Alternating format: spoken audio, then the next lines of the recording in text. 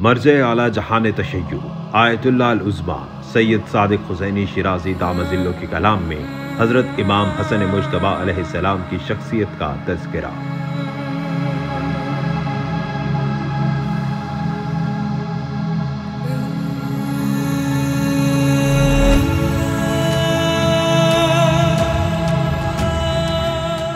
इमाम हसन मुज्तबा अलैहिस्सलाम की इमामत के हवाले से अगरचा रसूलुल्लाह सल्लल्लाहु अलैहि वसल्लम और अमीरुल मोमिनीन अली इब्न अबी तालिब अलैहिस्सलाम की तरफ से आपकी तअय्युन और वाजिबुल तआ का ऐलान हो चुका था,